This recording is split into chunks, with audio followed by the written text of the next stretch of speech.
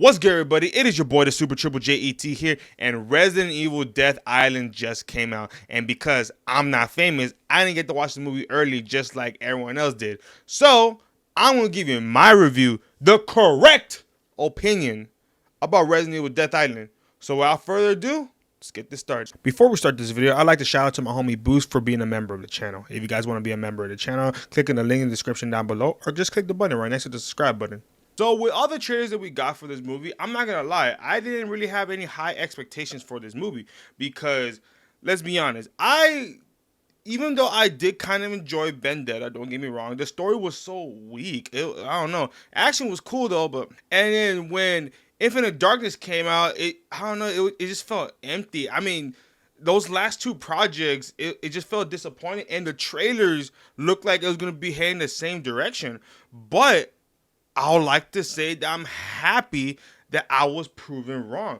This movie is really good. I won't lie, the story started off pretty interesting. We get to see all of our protagonists doing their job, obviously, where we see a bunch of leads that end up going to Alcatraz while Leon's trying to find Antonio Taylor, that he ends up going over there, where Claire finds a shark that's fucking bitten by a mysterious figure that all ended up over there, and a new T virus strain all lead up to Alcatraz. So all of our protagonists end up going to Alcatraz to figure out what the hell is going on. I just want to acknowledge that I love how the majority of characters are portrayed here. You know, I miss this cool Leon. We haven't seen him in a long time, and I really miss this Leon, and I really wish that Capcom will use Leon like this again. You know, Matthew Mercer came back as Leon, and I was very excited when I heard that, because even though he's not my favorite voice actor for Leon, that's obviously my boy Paul.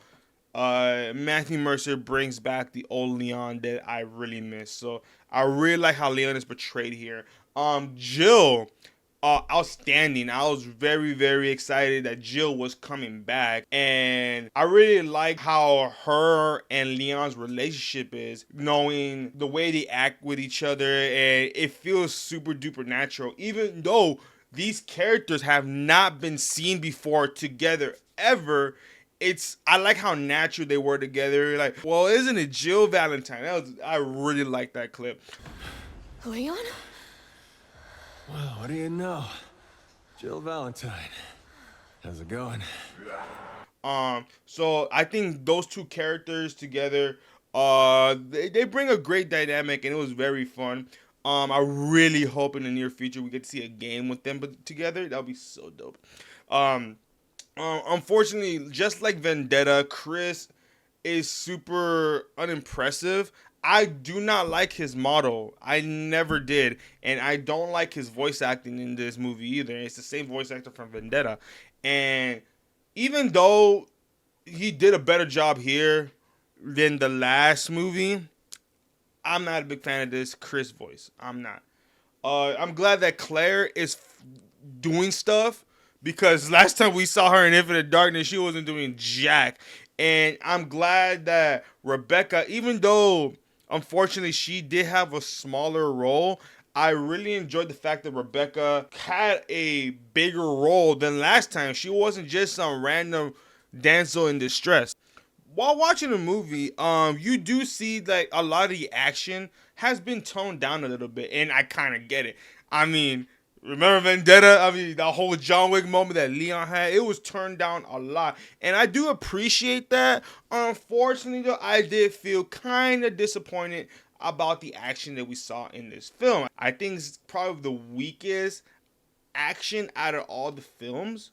So it's kind of disappointing. And I know some people are like, well, this is a horror franchise. Yeah, but all the films and the TV show has been mostly action, and I just was kind of disappointed at it. Don't get me wrong though, the final act, that whole action scene with all the freaking characters fighting, it was excellent. I really loved it.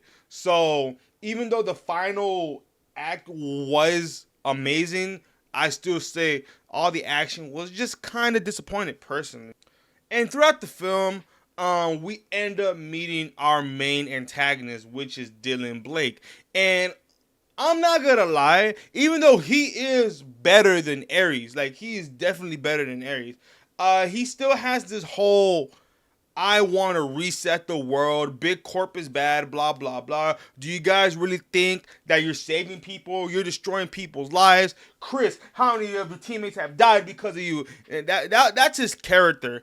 And it's not bad, by all means. I don't want to like say it's awful. It's not. But it's just, it's a trope that we have been seeing recently. And not even just like in one specific franchise. Now we've seen this in multiple films, and it is getting kind of tiresome, to see the antagonist be, big core bad type antagonist. I don't know. It's kind of disappointing, but I'm not gonna lie that I didn't really hate the character, because his backstory of him being an Umbrella's mercenary, having to kill his best friend because he was told to after he got bitten, like I like his character. It's just, let's stop doing big corp bad movies. Can we stop? Come on.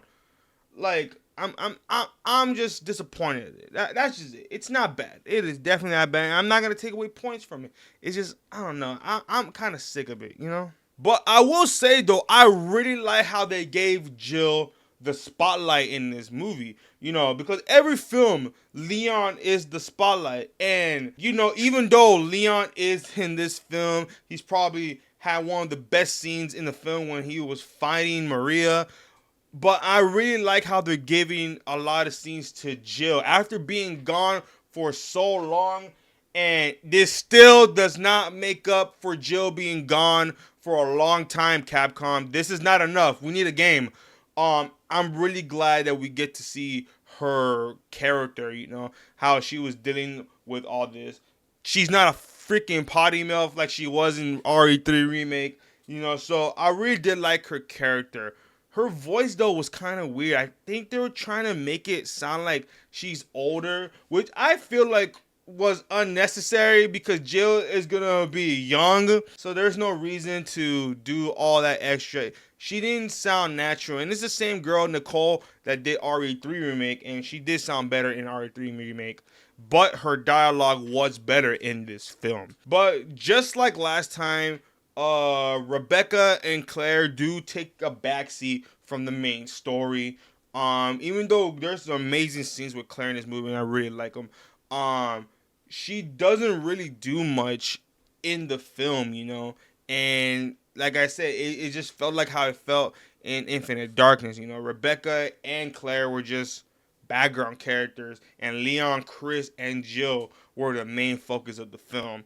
But it is kind of nice to see all of them together. I really enjoyed them all. But to be honest, overall though, I gotta say that I really did enjoy this film. No matter what the flaws it had, because there's like flaws, but it's not bad. You know what I mean? It's like it's not bad flaws. They're just probably like little nitpicks that I personally wouldn't want to see.